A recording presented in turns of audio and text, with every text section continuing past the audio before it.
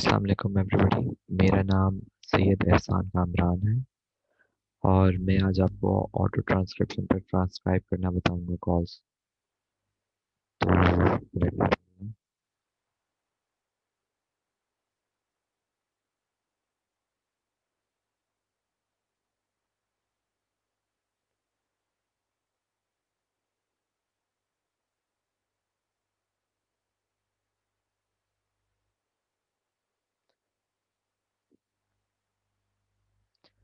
So actually ये सिर्फ एक ट्यूटोरियल है जो आपको ट्रांसक्राइब करना सिखाएगा, जिसके बाद आप अपने ट्रांसक्राइब करना शुरू कर देंगे कॉल्स, घर बैठे बैठे भी अगर है या फिर ऑफिस में है, तो जहाँ भी आपको दिया जाएगा ये प्रोजेक्ट आप बैठ कर आराम से कर सकते हैं। So what is auto transcription actually? Auto transcription में ऑटो जो है वो ऑटोमोबाइल्स के लिए होता है, जैसे कार, ट्रक और बाइक हो गया।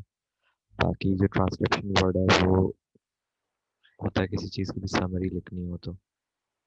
हाँ।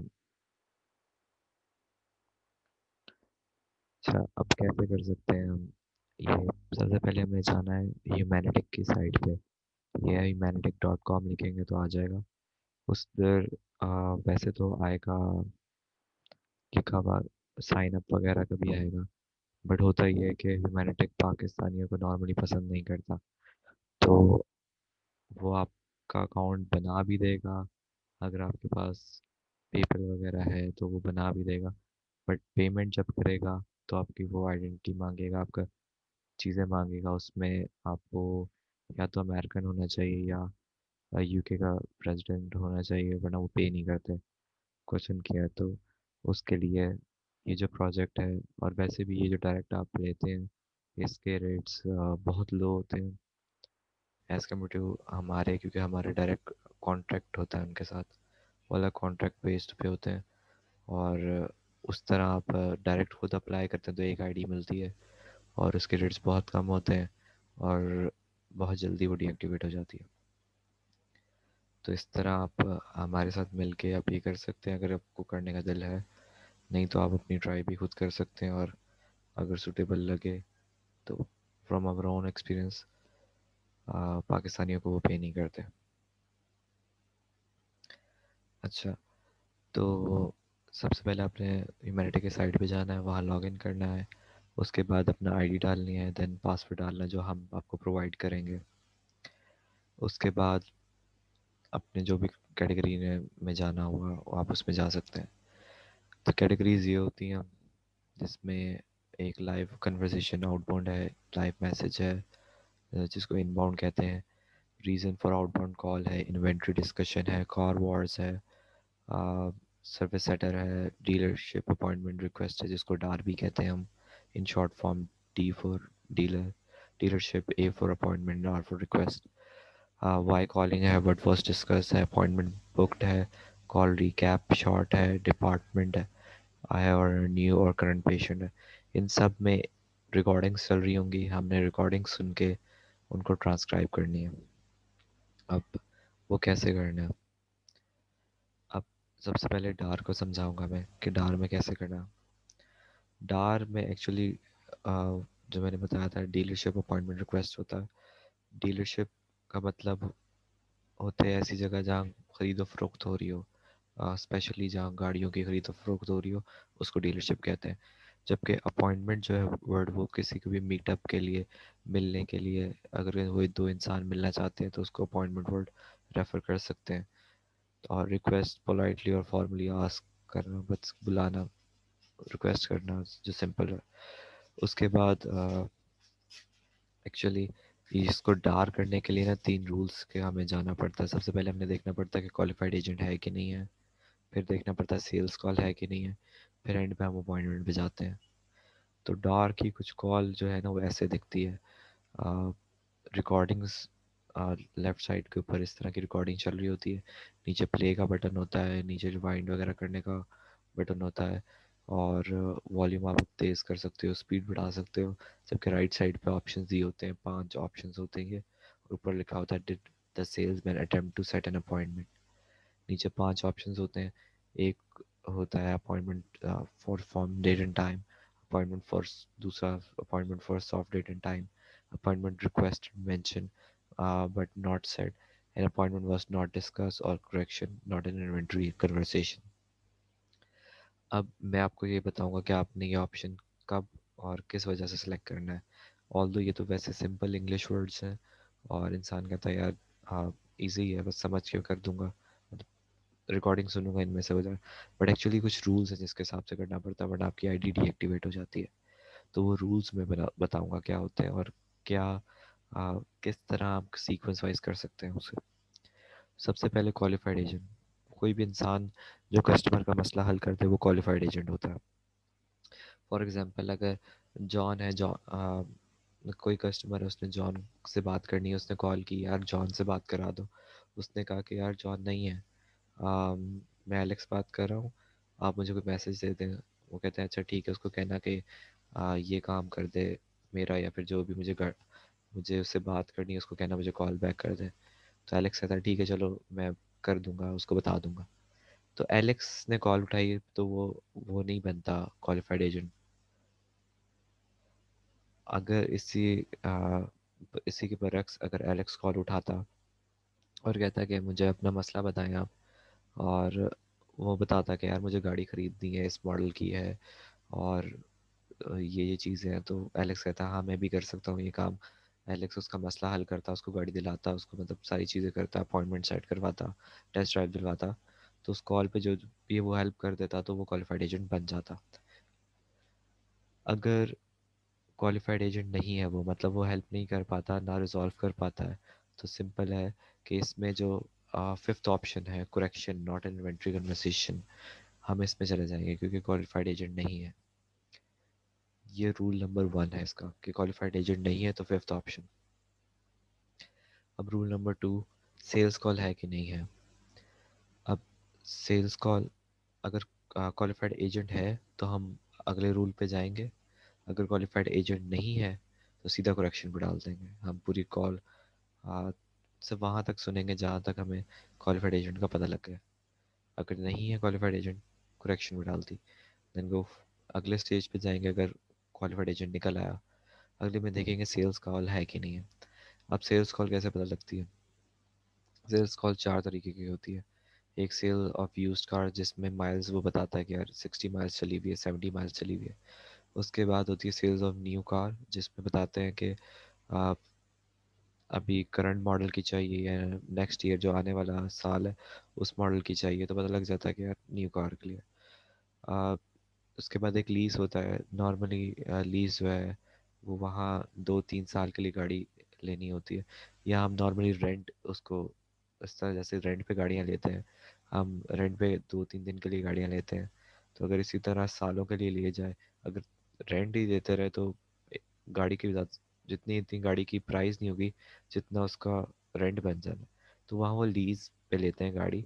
ये लीज पे डेप्रिसिएशन कॉस्ट लगती है कि यार 18 लाख की गाड़ी है, 2 साल के लिए चाहिए, 2 साल के बाद वो 15 लाख की हो जाएगी, तो आप हमें 3 लाख रुपए दे दो और 2 साल के लिए गाड़ी ले लो। इस तरह वो लीज पे ली जाती है गाड़ियाँ। इसके अलावा एक होता है credit application. Credit application usually होती है या किस्तें जो होती हैं, उसमें वो फाइनेंस वर्ड यूज़ करते हैं, क्रेडिट स्कोर वर्ड यूज़ करते हैं, और नॉर्मली किस्तें जो वहाँ होती हैं वो 72 मंथ्स की होती हैं।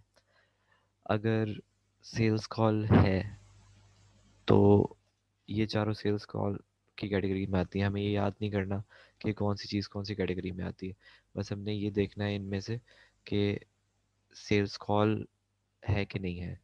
अगर इनमें सब कैटेगरी कोई भी सब कैटेगरी में आ गई है तो वो सेल्स कॉल है। अब वो डिपेंड नहीं करता कि वो यूज्ड कार में आती है, न्यू कार में आती है, लीज में आती है, कि एप्लीकेशन में आती है, क्रेडिट एप्लीकेशन। हमें सिर्फ ये देखना है कि ये चीज़ें सेल्स कॉल में आती है और इनमें से कोई भी होगी तो वो सेल कॉल है।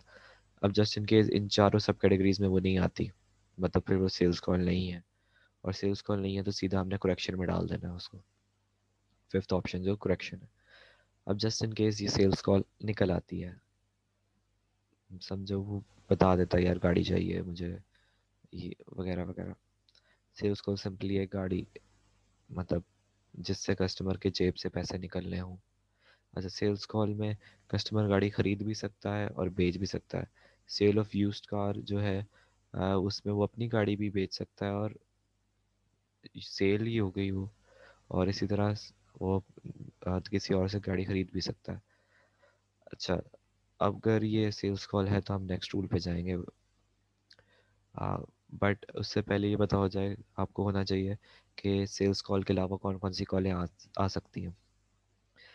अगर सेल्स कॉल नहीं है तो कौन कौन सी आएंगी, क्योंकि ये चीज़ आपको जो अगली कैटेगरी है रीकैप की उसमें आपको हेल्प करेगी। तो सेल्स कॉल के अलावा सर्विस की कॉल आ सकती है। सर्विस में कोई भी काम जिसमें लेबर इन्वॉल्व हो, लाइक जैसे हम गाड़ी का ऑयल चेंज करवाते हैं, हम गाड़ी के हवा में मतलब टायर्स में हवा डलवाते हैं, सस्पेंशन सही करवाते हैं, मैकेनिक का काम करवाते हैं, कुछ भी इस तरह के ना जिसमें लेबर फोर्स इन्वॉल्व हो, वो अलाइनमेंट सेट करवाते हैं, वो सारा जो है वो सर्विस में आता है। एक और डिपार्टमेंट होता है इसका पार्ट्स। पार्ट्स में सेलिंग ऑफ बॉडी पार्ट्स होती है उसकी, जैसे बैक मिरर हो गया, डोर हो गए, उसके टायर्स हो गए, उसका बोनट हो गया, वटाएवर जो कोई भी बॉडी पार्ट हो उस गाड़ी का, तो वो पार्ट्स में आता है।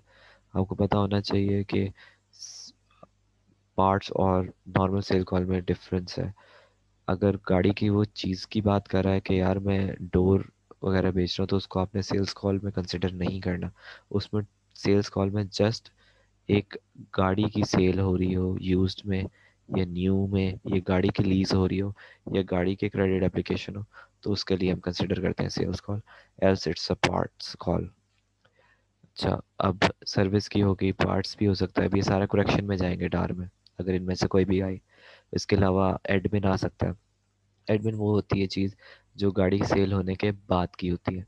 जैसे एक गाड़ी खरीद ली, उसके बाद इंसान जब कॉल करता है ना, तो वो एक एडमिन की कॉल होती है, जिसमें इंफॉर्मेशन लेने के लिए कॉल हो सकती है किसी चीज़ के लिए, कि यार इसका ब्लूटूथ नहीं चल रहा, ये ब्लूटूथ कैसे चलाते हैं, या कंप्लेन कोई करनी हो कि यार आपने कैरेज साथ भेजना था इसके ऊपर बट ये आया नहीं है कोई, या गैप इंश्योरेंस हो सकती है। गैप इंश्योरेंस एक्चुअली होता ये है कि इंसान के पास कोई गाड़ी हो और वो किसी डीलरशिप से ले ले। डीलरशिप का आपको मतलब समझ आ गया होगा कि जहाँ से गाड़ी खरीद सकते हैं, किसी डीलरशिप से ले ले वो गाड़ी। तो अब उसने गाड़ी ले ली, उसके अलावा किसी कंपनी से, यूएसए की किसी कंपनी से उसने ऑटो इंश्योरेंस करवा ली। अब इंश्योरेंस करवा के उसने एक हफ्ते 2 हफ्ते चलाई, गाड़ी ठुक गई, इतनी बुरी ठुकी कि वो किसी काम की नहीं रही। अब क्या करे, वो जाएगा ऑटो इंश्योरेंस वाले के पास, बोलेगा मुझे इंश्योरेंस का क्लेम करनी है। वो ऑटो इंश्योरेंस वाला कहेगा यार अच्छा 10 लाख की आपकी गाड़ी थी, ऑटो इंश्योरेंस आपकी 7 लाख की बनती है, ये लीजिए पैसे। 7 लाख रुपए आपके पास, बट जो 3 लाख का गैप बन जाएगा 10 और 7 के दरमियान में, वो तो उसका लॉस हो गया। तो डीलरशिप के साथ वो जब गाड़ी खरीद रहा होता है तो वो गैप इंश्योरेंस करता है। गैप इंश्योरेंस उसको उसका जो गैप होता है ऑटो इंश्योरेंस में और ओरिजिनल प्राइस में, वो पे करता है। तो गैप इंश्योरेंस जब वो कॉल करके कहे कि मुझे I have to claim the gap insurance, तो उसका मतलब ये है कि गाड़ी उसने ख़रीद ली थी, वो पोस्ट सेल है, अब उसके बाद उसके गाड़ी ठुक गई है और उसको गैप इंश्योरेंस चाहिए। तो ये माइंड में रखना, अगर गैप इंश्योरेंस की बात हो रही हो, क्लेम करना चाहे, तो गाड़ी सेल हो चुकी है, उसको हम एडमिन में लेंगे, सेल्स कॉल में नहीं लेंगे, और एडमिन से वो करेक्शन में जाएगी। अब अदर्स भी होता है, अदर्स में रॉन्ग नंबर आ जाता है, डिस्कनेक्टेड नंबर आ जाता है, बात करते करते कॉल कट गई वगैरह, इस तरह की चीज़ें आ सकती हैं। आंसर मशीन आ सकती है, वॉइस मेल्स आ सकते हैं, कुछ भी इस तरह की चीज़ें आए तो वो अदर्स में आएगा। तो ये याद रखना है कि सर्विस, पार्ट्स, एडमिन और अदर, ये सारा जो भी है ये सारा आपका उसमें जाएगा, क्या कहते हैं, करेक्शन में जाएगा। Just for Dar, dealership appointment request, इस कैटेगरी में ये सारा करेक्शन में जाएगा। अब समझे, इन चारों में से नहीं आता जबकि सेल्स कॉल निकल आती है। सेल्स कॉल तो अब क्या करेंगे हम, सेल्स कॉल से अगले तीसरे रूल के पे जाएंगे, विच इज़ अपॉइंटमेंट। अब देखेंगे अपॉइंटमेंट क्या। हमने करेक्शन वाला ऑप्शन तो फिफ्थ ऑप्शन को तो बहुत मतलब कर लिया कि यार वो फिफ्थ ऑप्शन कैसे आ सकता है। सर्विस की कॉल हो तब आ सकता है, पार्ट्स की हो, एडमिन की हो, अदर की हो, या फिर क्वालिफाइड एजेंट ना हो तो आ सकता है करेक्शन। करेक्शन की तो सारी डिटेल पता लगेगी फिफ्थ ऑप्शन। अब उसके ऊपर चार और ऑप्शन थे, और उन चारों ऑप्शन में एक वर्ड कॉमन था विच इज़ अपॉइंटमेंट। मतलब आपने दो रूल्स क्लियर करने हैं, क्वालिफाइड एजेंट है और सेल्स कॉल है, तो आपने ऊपर वाले चार ऑप्शंस को देखना है, वरना पांचवें ऑप्शन पे लगा के ख़त्म कर देनी है, कॉल सबमिट कर देनी है।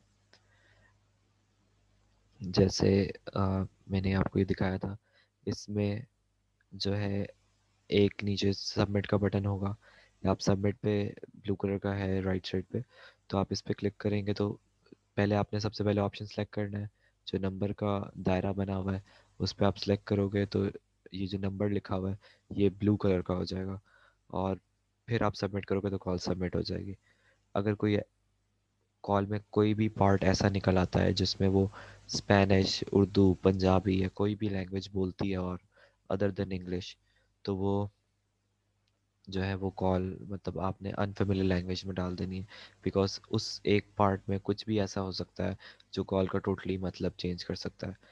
तो अगर थोड़ा सा भी कोई और लैंग्वेज आ जाती है, अनलेस वो मशीन बोले, अगर कोई इंसान कस्टमर या एजेंट में से कोई और लैंग्वेज यूज़ कर लेता है तो आपने अनफेमिलियर में डाल देनी है, और अनफेमिलियर की कॉल जो होगी वो आपके काउंट नहीं होगी। हाँ, वो आपके नंबर्स में काउंट नहीं होती। बट क्योंकि वो अनफेमिलियर होती है और अगर वो गलत हो जाए तो फिर काफ़ी नुकसानात भी होते हैं, तो इसलिए हम उसको अनफेमिलियर में डाल के अपना एक सेफ साइड रखते हैं। अच्छा, तो अब एक नीचे एक और बटन दिख रहा होगा जिसमें होगा ब्रेक आफ्टर दिस कॉल। इसका मतलब ये होता है कि आपने इस पे जब क्लिक सबमिट करने से पहले इस पे क्लिक कर दिया तो वो आपको कॉल्स आना बंद हो जाएंगी। मतलब किसी ने उठ के जाना है, पानी पीने जाना है, या फिर बस छुट्टी कर रहा है वो, तो आपने ब्रेक आफ्टर दिस कॉल पे रखना है। ये आपकी लास्ट कॉल होगी, आपने ब्रेक पे किया, सब ऑप्शन सेलेक्ट किया, इसको ट्रांसक्राइब की, जो भी ऑप्शन सेलेक्ट बनता है, थर्ड बनता है, फोर्थ बनता है, आपने ब्रेक आफ्टर दिस कॉल पे क्लिक किया, सबमिट किया, उसके बाद आपको कॉल नहीं आएगी, फिर आप लॉग आउट करके घर जा सकते हैं, या फिर घर पे ही हैं तो मतलब काम छोड़ के कर सकते हैं। अच्छा, अपॉइंटमेंट। अपॉइंटमेंट अब चार तरह की उसमें ऑप्शंस बच गए थे। एक था appointment set for firm date and time, appointment set for soft date and time, appointment mentioned discuss but not set, appointment not discuss. ये चार ऑप्शन अब बाकी बच जाते हैं। हमें देखा कि क्वालिफाइड एजेंट है, okay good, next step. Sales call है, ओके गुड, नेक्स्ट स्टेप। अब जब तीसरे स्टेप पे हम पहुंचेंगे ना, वो है अपॉइंटमेंट का।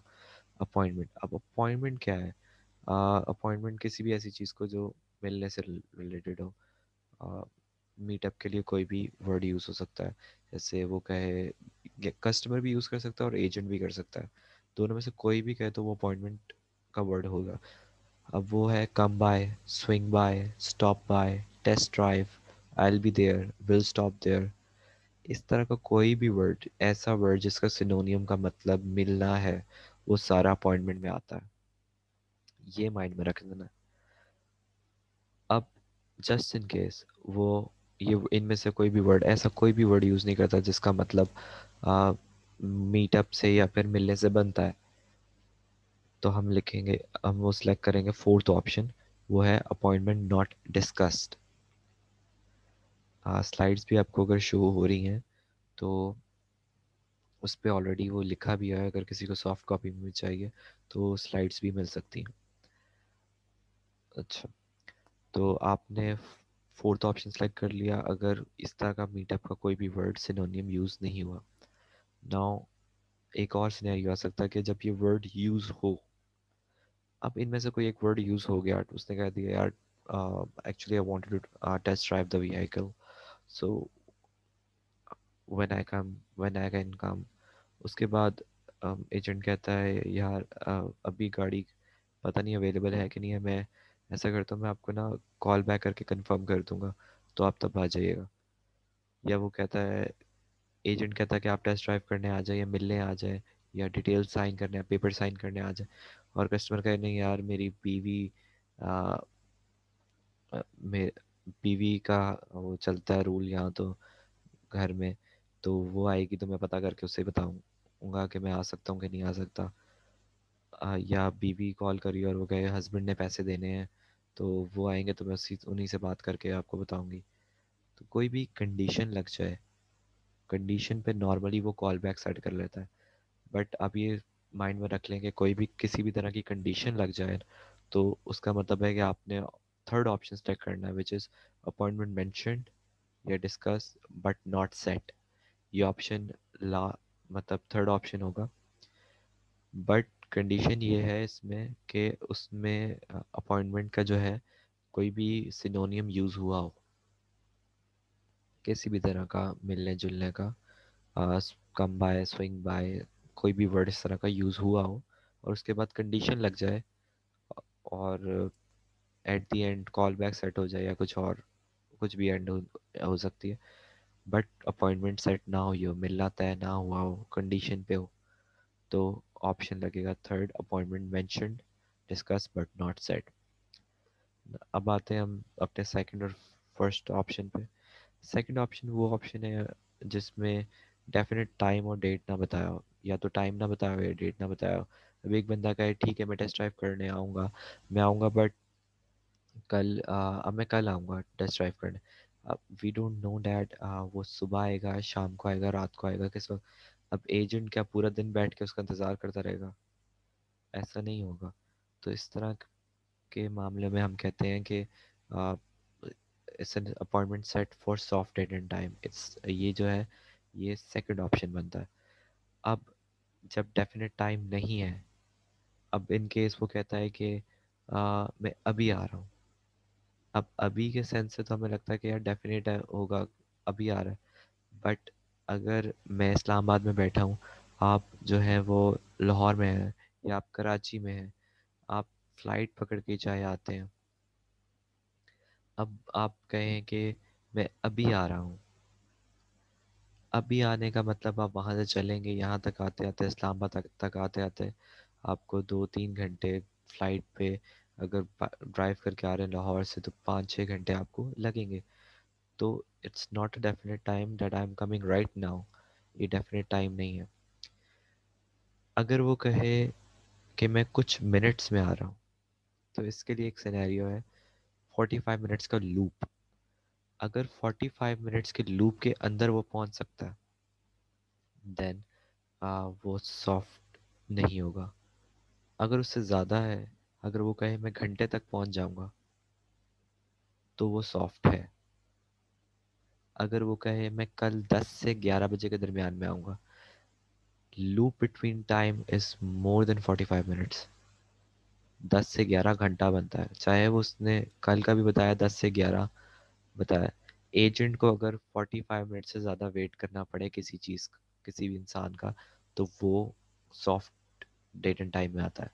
तो उसके लिए सेकंड ऑप्शन बनेगा appointment set for soft date and time. अब 45 मिनट से कम हो या एक डेफिनेट टाइम बताए वो कि मैं कल 10 बजे आ जाऊँगा या 10 से 10:30 बजे आ जाऊँगा, तो वो फर्म में आएगा। 45 मिनट से कम वेट करना पड़ेगा एक एजेंट को। अगर वो कहे मैं कुछ मिनट में आ रहा हूँ, तो वो फर्म है, क्योंकि कुछ मिनट 45 मिनट से कम होते हैं इन जनरल। तो इस तरह हम पूरे 5 ऑप्शंस कर सकते हैं कि पहला ऑप्शन कब आएगा, जब फर्म डेट एंड टाइम होगा, डेफिनेट होगा, 45 मिनट्स के लूप के अंदर होगा। दूसरा ऑप्शन तब आएगा जब 45 मिनट से ऊपर हो जाएगा टाइम, या इनडेफिनेट टाइम हो, हमें नहीं पता हो कि कल किस टाइम पे आएगा। ये जनवरी में कह रहा है वो डेट भी नहीं हो पता हो सकती, वो कहे मैं जनवरी में आऊँगा, जनवरी में किस दिन आएगा भाई, कुछ नहीं पता। तो वो सॉफ्ट है होती है। अब अपॉइंटमेंट मेंशन हुई है, किसी ने बोला यार मैं आ जाता हूँ बट अपनी बीवी से कंफर्म करके बताऊंगा, या आप मुझे पिक्चर्स से भेज दो, मैं ज़रा देख लूँगा उस पिक्चर्स को, फिर बताता हूँ कि मैं आ सकता हूँ कि नहीं आ सकता। या आप मुझे अपनी कोटेशन रेट्स बता दो, मैसेज कर दो, मैं ज़रा सोच के फिर आता हूँ, अगर मुझे सूटेबल लगा तो मैं आ जाऊँगा। कोई इस तरह की कंडीशन हो तो वो थर्ड ऑप्शन अपॉइंटमेंट मेंशन्ड या discuss but not set. Fourth option जब कोई भी word come by, swing by, मिलने की कोई भी बात ना हुई हो, तो अपॉइंटमेंट नॉट डिस्कस का फोर्थ ऑप्शन। फिफ्थ ऑप्शन वो जब सेल्स कॉल ना हो या क्वालिफाइड एजेंट ना हो। इस तरह 5 ऑप्शंस आपको समझ आ गए होंगे कि इनमें से 5 ऑप्शंस हमने कैसे सेलेक्ट करने हैं। इट्स सिंपल रिकॉर्डिंग होगी, 2 मिनट की मैक्सिमम होगी, 3 मिनट की भी हो सकती है, और अगर बुरा दिन चल रहा है आपका तो 4 मिनट की भी आ सकती है। Okay, so now switching to different category. हमने डार सारी सीख ली है, डार किस तरह करते हैं। DAR is a dealership appointment request. Now coming to second category which is call recap short.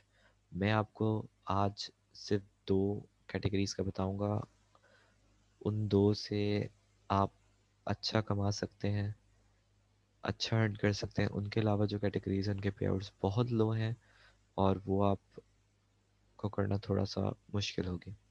अच्छा, call recap short. What is actually call recap short? Call recap से आप कह सकते हो समरी, और शॉर्ट कवर्ड सिंपली के brief करना, उसको प्रिसाइज करना, थोड़ा सॉरी प्रिसाइज, उसको छोटा करके लिख देना यार, छोटी सी लाइन में। इसको बस आधी लाइन दी होती है आपको, आपने बल्कि आधा सेंटेंस दिया होता है आपको, आपने वो सेंटेंस पूरा कंप्लीट करना होता है, और ये पूरा एक लाइन में हो जाना चाहिए। जैसे मैंने इसमें लिखा हुआ स्लाइड्स में, 1 लाइन का मतलब वो है कि 1 सेंटेंस से, इसका मतलब ये नहीं कि आप दूसरी लाइन पे नहीं जा सकते। इसका मतलब था कि आप उसी सेंटेंस में आप ख़त्म कर दें, मतलब एक ही फुल स्टॉप आए। ऐसा नहीं है कि फ़ाइन लगेगा या कुछ मसला होगा। कभी कभार ऐसी सिचुएशन आ जाती हैं जिसमें आपको दूसरा भी दूसरा भी एक सेंटेंस इस्तेमाल करना पड़ जाता है, तो आप कर सकते हैं, क्योंकि तब आपका हो सकता है आइडिया बयान ना हो रहा हो, उस एक सेंटेंस में आप क्लियरली ना बता सकें। तो कॉल रिकैप शॉर्ट में हम एक लाइन में टाइप करते हैं, उसमें हम सेलेक्ट कर रहे थे डार में, इसमें हम टाइप करते हैं आधी लाइन, जो चीज़ पूरी कन्वे करते हैं। अब जैसे कि डार में हम सिर्फ सेल्स कॉल से रिलेटेड काम करते थे ना, और उसके अलावा बाकी सारी करेक्शन में डाल देते। रिकैप में ऐसा नहीं होता, रिकैप में हम सारी जो सर्विस पार्ट्स, एडमिन और अदर्स, हम सारी रिकैप करते हैं, हम सारे ट्रांसक्राइब करते हैं। अच्छा, ये बात याद रखिएगा, डार में करेक्शन भी काउंट होती है, ऐसा ना समझें कि करेक्शन में डाल दी तो यार ये कॉल काउंट नहीं होगी। करेक्शन वाली भी आपको उसके भी पैसे मिलते हैं।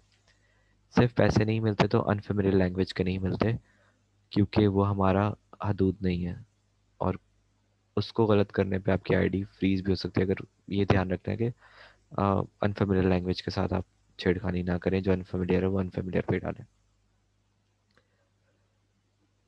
ना शॉर्ट फॉर्म जो आप यूज़ कर सकते हैं, एज आपने टाइप करनी है तो टाइप के लिए आप शॉर्ट फॉर्म यूज़ कर सकते हैं। माइल्स के लिए आप MI यूज़ कर सकते हैं। डॉलर जब लिखना हो, उसकी प्राइस लिख रहे हो, तो डॉलर के लिए डॉलर का साइन यूज़ कर सकते हो, आगे आप डॉलर की अमाउंट लिख दो चाहे।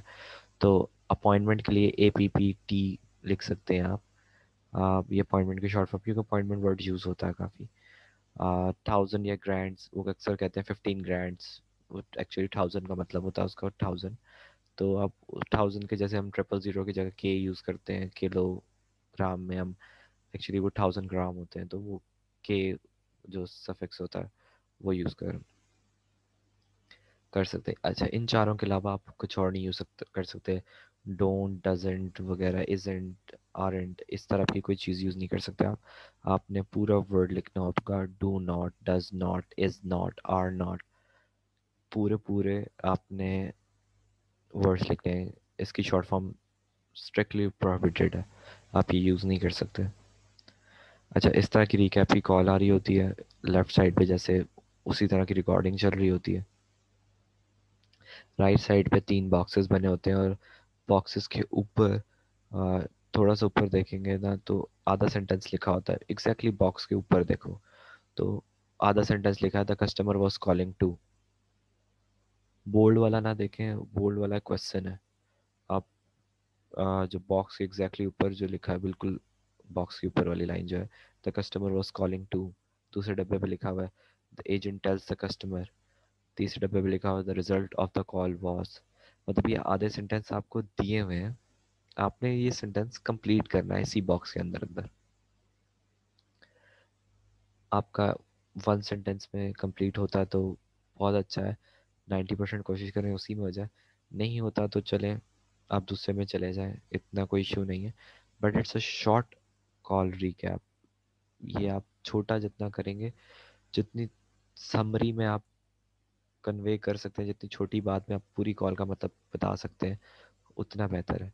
तो ये 3 डब्बों में आप पूरी कॉल एक एक लाइन लिखेंगे और उस वो पूरी कॉल डिफाइन करनी चाहिए। जैसे the customer was calling to, customer क्यों कॉल कर रहा था, वो लिख देंगे। एजेंट टेल्स द कस्टमर, उसका जवाब एजेंट ने क्या दिया। The result of the call, and पे क्या हुआ। एक एक लाइन में कंक्लूजन्स इन सब के लिख देना है और हो जाना है। मतलब एक एक लाइन से आपका ये काम हो जाएगा। अच्छा, मैं पहला डब्बा किस तरह हल करते हैं वो मैं बता देता हूँ। कस्टमर वॉज कॉलिंग टू वाला जो डब्बा है, इसमें हम सेंटेंस कंप्लीट करते हैं। इसमें हम लिखते हैं प्राइमरी कॉज जो होती है कस्टमर की। कस्टमर तो वैसे 10 बातें बोल सकता है कि यार मुझे बताना कि आपका जो डीलरशिप है ओपन किस टाइम पे होती है। अच्छा, आप मुझे ये बताओ आप कब कितने अरसे से काम कर रहे हो, ऐसे आप मेरा मसला हल कर दो। 1000 बातें बोलेगा। बट उसका जो मेन कौन होगा कि उस वो कहेगा यार मुझे गाड़ी खरीदनी है, और उसके बाद ये चीज़ें पूछना लग जाए। या फिर पहले ये फजूल चीज़ें पूछे, उसके बाद एजेंट पूछे भाई मसला क्या है एक्चुअल, वो बताए तो वो बोले कि भाई गाड़ी खरीदनी है मुझे। तो वो जो प्राइमरी कॉज होगी उसकी, वो हमें लिखनी है। एक्चुअल कॉज जो होगी एक्चुअल में, वो लिखनी है हमें। नॉर्मली वो शुरू में ही बोलता है वो, इसलिए हम उसको प्राइमरी कॉज कहते हैं। मेनली वो एक्चुअल कॉज लिखनी होती है। हम वो एक्चुअल कॉज लिखते हैं कि गाड़ी चाहिए उसको ही। The customer was calling to तो ऑलरेडी लिखा है, इसके आगे सेंटेंस कंप्लीट करना होगा। तो हम लिखेंगे the customer was calling to purchase आगे गाड़ी का नाम लिख देंगे। अब परचेज के आगे जो गाड़ी का नाम लिखना है उसका पैटर्न नीचे ये दरमियान में मैंने दिया हुआ है कि सबसे पहले एक्सटीरियर कलर यूज़ करेंगे, लिखेंगे। फिर एक ऑन का वर्ड यूज़ करेंगे। देन इंटीरियर कलर लिखेंगे, then comma, then year. Year साल जो हो गया 2018 2019। आ, हम यहाँ मॉडल बोलते हैं, एक्चुअली वो ईयर होता है। ये थोड़ा मिसकॉन्सेप्ट पाकिस्तान में है। तो ईयर हम लिखेंगे। Then make, make is the maker, मतलब company, Honda, Toyota, Buick, anything इस तरह। इसकी पूरी डिटेल मैं गाड़ियों की सेंड कर दूंगा ताकि आप लोगों को ज़्यादा मुश्किल ना हो। अगर फिर भी अगर कोई नई गाड़ी निकल आती तो गूगल है आपके पास, सर्च करें उसमें बेहतर। अच्छा, मेक कर दी। मॉडल, मॉडल हमारे जहन में होता है यहाँ कि भाई मॉडल है तो 2004 2005, एक्चुअल में वो ईयर होता है। Model mean civic, city. इसके अलावा जो होती हैं C6 हो गया, मुख्तलिफ मॉडल का मेहरान वगैरह, ये सारे मॉडल्स हैं। इनको हम मॉडल को हम एज ए ईयर लेते थे, एक्चुअल में ये मॉडल होते हैं। ईयर सीक्वेंस देख लिएगा। अच्छा, मॉडल के बाद हम स्पेसिफिकेशन लिखेंगे। अब उस स्पेसिफिकेशन में वो XL, VTI, V8, anything specified वो करता है उसके बारे में, विद लेदर सीट्स। तो ये सारा कुछ जो जो वो बोले इंसान, मोस्टली ये इतनी सारी इन्फॉर्मेशन बोलते हैं जिन्होंने अपनी गाड़ी बेचनी होती है। वरना नॉर्मली 2-3 चीज़ें इनमें से बताते हैं और बस ख़त्म। तो हमने वो 2-3 चीज़ें जो लिखनी होंगी ना, वो सीक्वेंस से होंगी। ऐसा नहीं करना कि सीक्वेंस ख़राब कर दे। अगर उसने से बोला है वाइट टोयोटा करोला चाहिए उसको, तो वाइट एक्सटीरियर कलर तो है, अब वाइट के बाद इंटीरियर कलर नहीं है हमारे पास, उसने नहीं बताया। तो ना ऑन का वर्ड यूज़ करेंगे ना इंटीरियर कलर यूज़ करेंगे। वाइट के बाद जस्ट कॉमा लगाएंगे। उसके बाद ईयर उसने नहीं बताया, उसने टोयोटा करोला बोला डायरेक्ट। तो ईयर की जगह छोड़ने की भी ज़रूरत नहीं। बस उसके बाद हम जैसे ही कॉमा लगाया, टोयोटा लिखा, करोला लिखा। उसके बाद उसने कुछ बोला ही नहीं। माइल्स, विद माइल्स का वो नॉर्मली माइल्स का वर्ड यूज़ करता है। अगर माइल्स का वर्ड बता, वो माइल्स का बोलता है तो लिख दो, नहीं बोलता छोड़ दो। प्राइस बोलता है लिख दो, नहीं बोलता छोड़ दो। प्राइस से पहले ऐड का वर्ड होगा और माइल्स से पहले विद का वर्ड यूज़ होगा। ये अपने पास आप रख लें तो मतलब इसका स्क्रीनशॉट ले लें चाहे, बल्कि ये मैं आपको सेंड कर दूंगा सब कुछ, तो आपके लिए बेहतर हो जाएगा। अच्छा, अगर इन केस गाड़ी का नाम मेंशन नहीं है तो हम क्या करते हैं, जैसे the customer was calling to purchase purchase के आगे व्हीकल लिख देंगे, डायरेक्ट वर्ड व्हीकल, और ब्रैकेट में लिख देंगे car name is not mention. जो चेक करते हैं आपके रिकैप, उसमें वो सबसे पहले ये देखेगा भाई कि पहले डब्बे में गाड़ी का नाम लिखा है कि नहीं लिखा। अब आपने लिखा ही नहीं गाड़ी का नाम, तो उसको वो आपका गलत कर देगा डायरेक्ट। बट गाड़ी का नाम क्यों नहीं लिखा आपने वो मेंशन करना है। तो आपने लिखा, आपने ब्रैकेट में लिखना है कि car name is not mention. अब किस तरह की सिनेरियोज आ सकते हैं, लोग किस लिए कॉल कर सकते हैं, तो इस तरह के टेम्पलेट्स में दे दूंगा।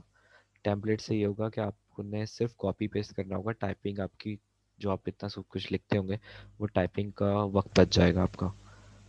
तो ये आपने सिर्फ कॉपी पेस्ट करना होगा कि कस्टमर वाज कॉलिंग टू, इतना लिखा है आगे, चेक द अवेलेबिलिटी ऑफ, आगे गाड़ी का नाम, चेक द प्राइस ऑफ, आगे गाड़ी का नाम, इंक्वायर अबाउट, आगे गाड़ी का नाम, सेल हिज और हर जो भी आंटी हो या अंकल हो, आगे गाड़ी का नाम, परचेज आ जो पीछे सिनेरियो में बताया था, आगे गाड़ी का नाम, रिटर्न अ कॉल फॉर, आगे return a call for is initial sentence, for purchasing ah, मतलब ऊपर वाले सेंटेंस में से कोई भी एडिशन हो सकती है। सर्विस है हिज और हर, गाड़ी का नाम आगे, या ऑयल चेंज, सर्विस की जगह ऑयल चेंज, सस्पेंशन, कुछ भी जो वो बोले। अब ट्रेड भी कर सकता है। ट्रेड इज लाइक, वो कहता है कि मुझे ये गाड़ी दे के मैं कुछ दूसरी गाड़ी ले लूँ, तो वो भी ट्रेड में आगे उसका गाड़ी का नाम। अच्छा, जो उसके बाद जो तीन जो एंड्स दिए मैं, थ्री एंड्स, ये इसके आगे एडिशन हो जाएगा सेंटेंस का, और एट द एंड पे फुल स्टॉप। मतलब सारा लिख के दिया हुआ है मैंने, सिर्फ आपने गाड़ी का नाम ऐड करना है। गाड़ी की भी डिटेल सेंड कर दूंगा, हर मेक मॉडल की, ताकि आपको मसला ना होता। तो इस तरह आपने लिखना है। अब discuss for a test drive या डिस्कस फॉर एन अपॉइंटमेंट जो भी करे, कोशिश करना है यही वर्ड यूज़ करना है, बाकी कम बाय वगैरह वो वर्ड यूज़ आपने प्रोफेशनलिज्म में यूज़ नहीं करने। तो आप ये वर्ड्स यूज़ मतलब इस तरह ये करके पेस्ट करेंगे, तो आपका एक पहला डब्बा क्लियर हो जाएगा। अब जस्ट इन केस वो यूज़ करता है, कस्टमर यूज़ करता है इस तरह के वर्ड्स और अपनी इंफॉर्मेशन देता है, तो नीचे जो सेकंड लास्ट ऑप्शन है, ये आप तब यूज़ करेंगे। अगर वो नहीं देता इंफॉर्मेशन अपनी, तब आपने नहीं लिखना है ये। अगर वो खुद नहीं इनिशिएटिव नहीं लेता, एजेंट बोलता है, कस्टमर नहीं बोलता, तो ये अपने कस्टमर के डब्बे में नहीं लिखना। अब जो वो कहेगा उस हिसाब से लिखना है। अब एंड पे देखेंगे एन ए वो उसके लिए है जिस तरह के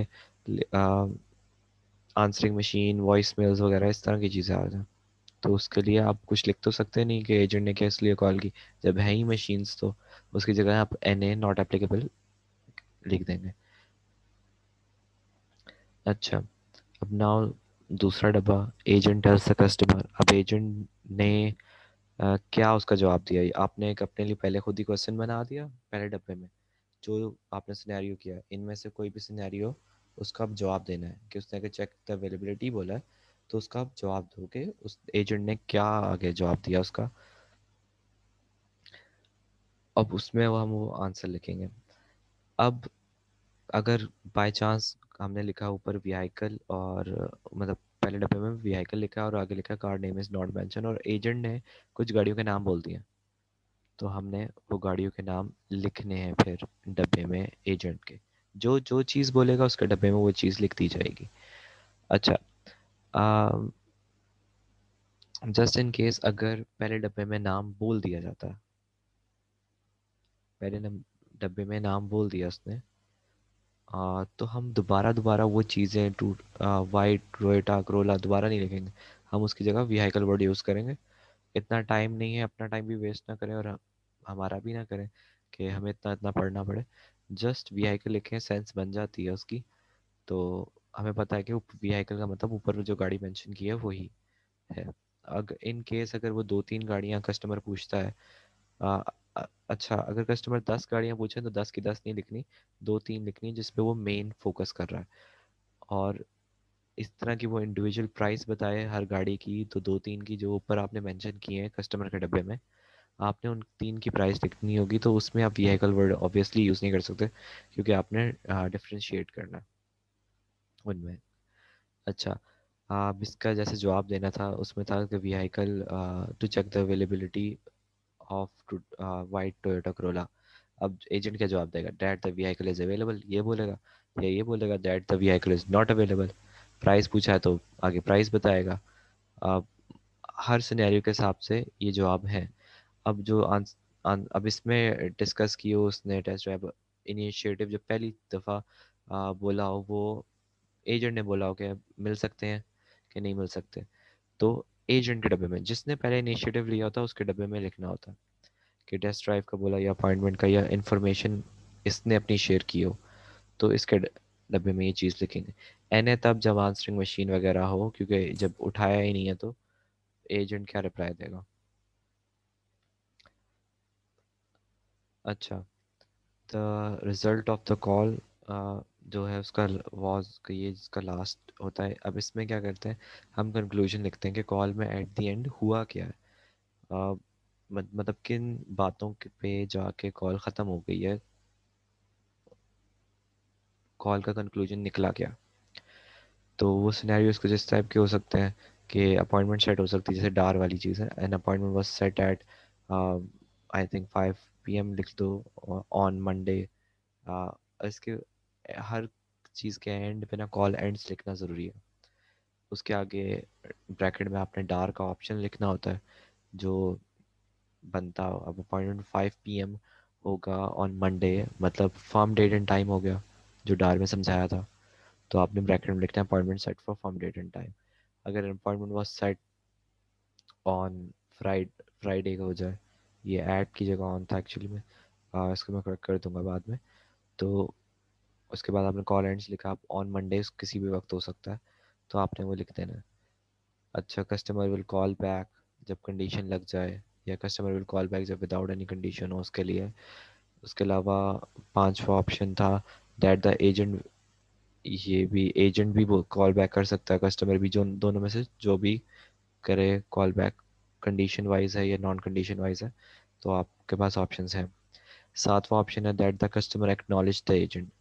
अब without any discussion of an appointment, बात ख़त्म हो गई, उसने कहा कस्टमर ने कि ये गाड़ी है आपके पास, एजेंट ने कहा नहीं है, कस्टमर ने कहा ओके थैंक यू बाय, बात ख़त्म हो गई। बात ख़त्म हो गई तो हमने लिखना that the customer acknowledge the agent. Appointment की बात नहीं हुई, आगे लिख देंगे अपॉइंटमेंट नॉट डिस्कस। अगर कोई ऐसा सिनेरियो आ जाता है जिसमें वो कहे कि आप गाड़ियाँ, अच्छा आप ऐसा करें कि कस्टमर कहता है कि मुझे ये गाड़ी चाहिए, एजेंट कहता है मेरे पास ये गाड़ी नहीं है, बल्कि आप ऐसा करें, आप आ जाएं हमारे ऑफ डीलरशिप आ जाए, मैं आपको नई नई गाड़ियाँ दिखाता हूँ। उसने मेंशन कर दी, बात छेड़ दी अपॉइंटमेंट की, कस्टमर एंड पे कहता है नो नो थैंक यू, मुझे कोई ज़रूरत नहीं है, मैं किसी और की तरफ से देख लेता हूँ, बात ख़त्म हो गई। तो हम यहाँ लिखेंगे appointment mention but not set bracket में, but the customer acknowledge the agent इन चीज। अब जो हमने एन ए लिखा था उसका रीज़न भी हो सकते हैं कि क्वालिफाइड एजेंट नहीं आया, कॉल एंड्स। इसमें करेक्शन का लिखने का यही तरीका होता है कि क्वालिफाइड एजेंट नहीं हो तो हम लिखते हैं कि आंसरिंग मशीन या वॉइस मेल आया तो मतलब क्वालिफाइड एजेंट मिला ही नहीं ना। तो उसमें फिर हम रीज़न लिखते हैं, जब ऊपर दो डब्बों में एन ए लिखा होता है तो नीचे रीज़न लिखनी होती है कि एन ए क्यों लिखा है आपने। रिजल्ट है, कंक्लूजन है कॉल का। अच्छा, कॉल कट गई बात करते करते, आपने फिर लिखना है कॉल में कस्टमर ने क्यों कॉल की, एजेंट ने जवाब क्या दिया, और एंड पे बात कंक्लूजन पे आने से पहले कॉल कट गई, कोई बात कर रहा था बोलते बोलते कॉल कट गई, तो the call got disconnected. Her situation के हिसाब से आपको ये टेम्पलेट्स मिल जाएंगे, ऑप्शंस लिखना ज़रूरी होते हैं। अच्छा, इसके बाद डार प्लस रिकैप की भी एक ऑप्शन होती है, इसमें डार में ही ना आपको रिकैप भी करने को मिल सकता है। एक्चुअली आपको ना मतलब दोनों के पैसे इकट्ठे मिलते हैं फिर। मतलब रिकैप तो आप कर ही रहे हो, आप रिजल्ट में ऑप्शन वैसे ही टाइप कर रहे हो, तो साथ एक ऑप्शन भी सिलेक्ट कर दोगे तो क्या जाएगा, उल्टा आपको उसके डार के भी पैसे मिल जाएंगे। तो ये एक बेनिफिशियल चीज़ होती है। बल्कि ये बस मसला ये होता है, ये हर आईडीज़ में नहीं होती और हर कॉल में नहीं आता ये हर कॉल में नहीं आती। आ, ये इशू हो जाता है, ये मतलब तीसरी चौथी कॉल में जाके डार प्लस रिकैप आती है डार्क में, जिन आईडीज़ पे डार्क प्लस रिकैप एक्टिव होती है।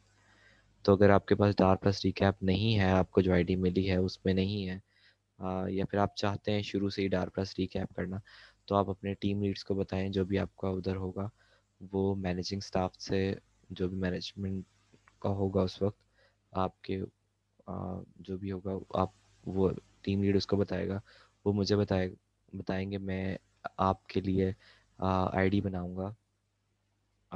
मतलब आईडी बनाने में मुझे इतना टाइम नहीं लगता, बस ये कि टीम लीड से मैनेजमेंट और मैनेजमेंट से मुझे आने तक काफ़ी वो लग जाएगा टाइम, क्योंकि मैं हर वक्त एक्टिव नहीं होऊंगा। मगर अगर मैं बस ऑनलाइन हुआ तो मेरे पास और लैपटॉप हुआ तो मैं लैपटॉप पे फ़ौरन आपको आईडीज़ बना के सेंड कर दूंगा। डार प्लस रिकैप की आईडी मिल जाएगी। अच्छा, उसके अलावा जैसे डार में हम करते थे सेल्स पे खाली काम, रिकैप में हम करते थे सेल्स में भी, सर्विसेज पे भी, पार्ट्स पे भी, इसके अलावा एडमिन पे भी, अदर्स पे भी, हर चीज़ को हम रिकैप करें। तो डार प्लस रिकैप में बस ये मसला होता है कि हम जो सर्विस वगैरह की जो कॉल्स होती हैं, सर्विस, पार्ट्स, एडमिन, अदर्स, हम इनको नहीं कर सकते, हम डार के रूल्स के हिसाब से ट्रांसक्राइब करनी पड़ती है। तो मतलब हम वो टाइप नहीं कर सकते वो चीज़ जो करेक्शन में जा रही है। अब इस तरह का आता है जैसे ऑप्शंस आ गए, और साथ एक नीचे रिकॉर्डिंग के नीचे डब्बा बना आ जाता है जिसमें ऑलरेडी ये सब कुछ लिखा होता है। The customer was calling to, वही सेम सेंटेंसेस लिखे होते हैं। तो हमने आगे सेंटेंसेस के फुल स्टॉप से पहले और जो टू के बाद से हमने वो लिखना होता है। ये डबल डॉट्स जो हैं, डबल कॉलन आई थिंक कहते हैं इसको, I don't know what that, इतना मुझे याद नहीं है इसका कि इसको क्या कहते हैं। बट ये है कि इससे आगे, इन दो डॉट्स के आगे से आपने शुरू करना है और फुल स्टॉप से पहले आपने ख़त्म करना है। ये डब्बा खुल जाता है, जितना मर्जी लिख सकते हैं, बट वही आपका है कि शॉर्ट रिकैप है, एक लाइन में एक सेंटेंस में ख़त्म करने की कोशिश करें। आपने रिज़ल्ट लिखा, एट द एंड आपने ऑप्शंस भी सिलेक्ट करना है साथ ही, और सबमिट पे क्लिक कर देना। ये हो गया आपका डार प्लस रिकैप। इस तरह आपको दोनों के भी मिल जाते हैं। अब आपने जो है, जो अभी तक है वो आज डार सीख ली है, रिकैप सीख ली है, डार प्लस रिकैप भी सीख ली है। अब मैं विद फिशिंग जो है वो आपको सिखा देता हूँ। फिशिंग जब के फिशिंग कैसे करते हैं और वॉल्यूम क्या होता है। तो ये जो ट्यूटोरियल था कि किस तरह हल करना है, वो तो ख़त्म हो गया। बाकी चीज़ें मैं आपको सिखाता हूँ साथ साथ। बट ये जो लेक्चर था, ट्यूटोरियल, ये मैंने ख़ुद बनाया था। मेरा नाम सैयद एहसान कामरान है। स्पेलिंग मिस्टेक कर दी है मैंने। और मैं ये CEO हूँ प्राइम टाइम नेटवर्किंग है, जिसका लोगो आप देख रहे होंगे नीचे भी और स्टार्ट में भी आपने देखा होगा। तो ये आगे ब्रांच चल रही है, और जितने भी जिनको काम करना है, जिनका काम करने का दिल करता है और कोरोना की वजह से नहीं कर सके, तो उनके लिए एक चीज़ अच्छी है। जिनको पास क्वालिफ़िकेशन है या फिर जिनके पास इतनी है एबिलिटी कि वो इंग्लिश में रिकॉर्डिंग सुन सकें और कर सके काम, तो उनके लिए एक अच्छी अपॉर्चुनिटी है। घर बैठ के भी, अगर आप नहीं पॉसिबल आपका, तो आप आके घर बैठ के भी कर सकते हो। बट मोस्ट प्रॉब्ली हम कोशिश ये करते हैं कि ऑफिस में आए, लड़के काम करें। अच्छा, अगर अभी अब मैं आपको सिखा दिखा देता हूँ कि किस तरह इसमें करते हैं, हम करेंगे लॉगिन वगैरह किस तरह करेंगे, कौन सी सिलेक्ट करेंगे चीज़। और हो सके तो मैं भी करूँगा एक कॉल, आपको रीकैप या डार करके दिखा दूँगा। फिशिंग कैसे करते हैं वो भी दिखाता हूँ।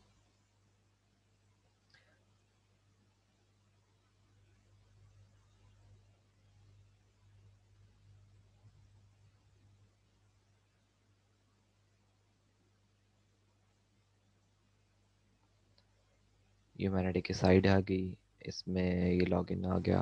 लॉगिन पर क्लिक किया, आपको आईडी पासवर्ड मिल जाएगा। ठीक, लॉगिन किया आपने।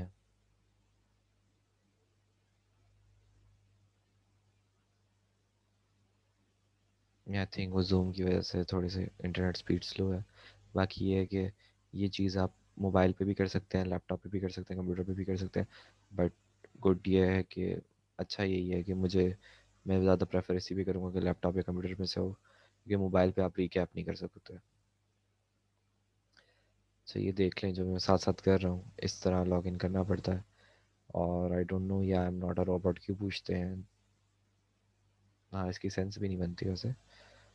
रोबोट यहाँ तक भी नहीं पहुँचेगा, बट स्टिल क्या पता कोई इंसान रोबोट बन चुका हो।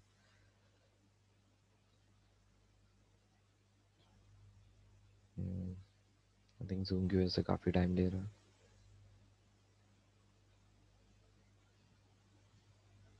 रोबोट। I am serious. एक दफ़ा इनको यकीन नहीं आता आई थिंक कि मैं रोबोट नहीं हूँ। जिन इंसान के पास फीलिंग्स ख़त्म हो जाए, क्यों क्या पता उनको टेस्ट कर रहे हो कि I am not a robot.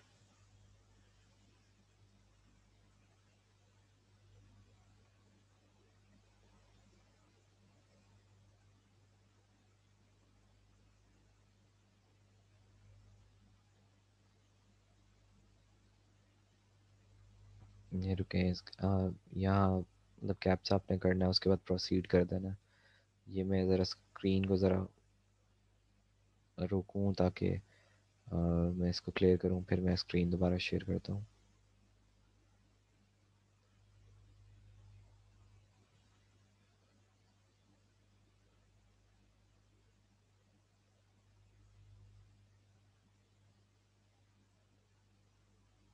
अच्छा, इससे पहले कैप्चा से पहले आया था अ,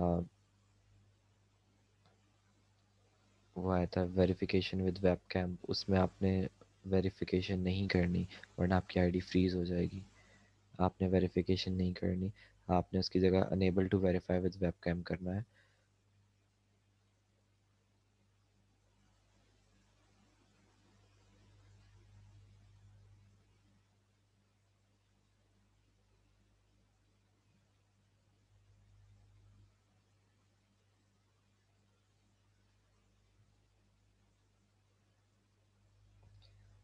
चलिए, अगर हो सके तो मैं एक वीडियो इसके अलावा भी भेज दूंगा, क्योंकि जूम के साथ उसकी स्पीड बहुत स्लो हो चुकी है। ये 4G के इंटरनेट पे भी चल जाता है। इतना मैं भी पूरी रिकॉर्ड भी वीडियो जो है वो 4G इंटरनेट पे ही कर रहा हूँ। तो शायद इसलिए वाईफाई होता तो दोनों चल जाता आराम से। तो ये क्या है, होप आप सबको सब समझ आ गया होगा, ट्यूटोरियल समझ आ गया होगा। बाकी इसके आगे लॉगिन से लेके एक कॉल तक का डार प्लस रिकैप, डार और रिकैप खाली, इन तीनों की एक एक कॉल करके मैं आपको उसकी वो भी सेंड कर दूंगा वीडियो, ताकि आप सबके लिए इजी हो करना ये। अच्छा, एक चीज़ मैं डार में बताना भूल गया था। डार में अगर एक डीलरशिप दूसरे डीलरशिप को कॉल कर रही है तो वो भी करेक्शन में जाएगी, because it's not a sale call. कस्टमर से पैसे नहीं निकल रहे और ना कस्टमर है। तो ये डार्क आप चीज़ याद रखिएगा कि वो एक सेल्स कॉल नहीं होगी, क्योंकि एक डीलरशिप दूसरी डीलरशिप को कर रही है। Thank you so much for your time. I hope आप सब ने अच्छी तरह समझ लिया होगा और अच्छे से आप सब कमाने लगेंगे इंशाल्लाह। सब आप कमाएंगे, चाहे वो घर बैठ के हो या फिर ऑफिस में। Thank you so much.